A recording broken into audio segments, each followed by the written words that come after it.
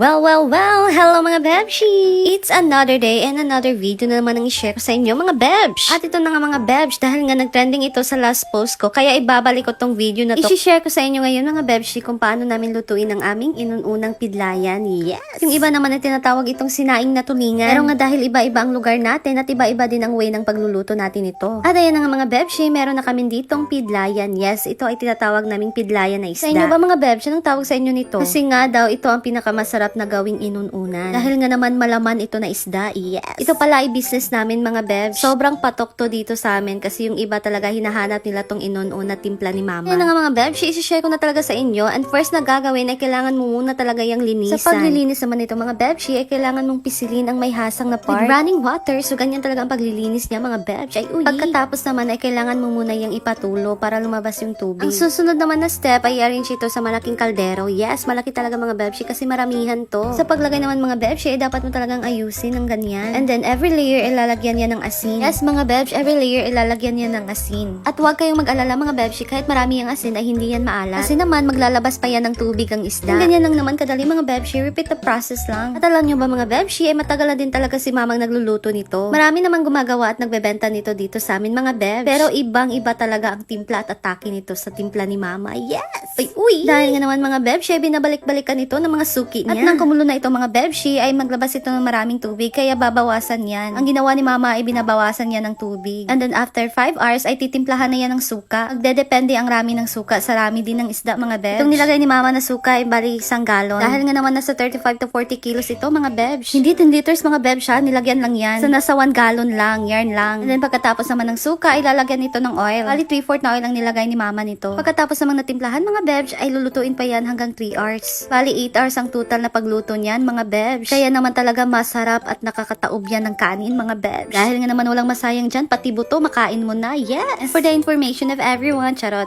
Yes mga bebs, hindi namin yan tinanggalan ng buntot kasi okay lang yan. Iba-iba nga kasi tayo ng way of cooking, di ba? Ay uy! At ito na nga mga bebs, kumukulo na talaga siya. Kahit naman binawasan niya ng maraming sabaw, ay maglalabas pa rin niya ng tubig na sabaw niya. Grabe talaga to mga bebs. Pag ito talaga ang ulam, nakaka-unli rice ako. Charot. Kasi naman talaga, sobrang sarap nito. Tapos lagyan mo ng sili. Ay uy! And after 8 hours, ayan na mga bebshi, luto na ang aming sinaing na tulingan or inununang pidlayan. Ayan. Okay naman mga bebshi, that's all for today. Please do follow and share for more and comment down below kung ano yung tawag sa inyo nito. Thank you and it's me Simply Amore. Saranghe!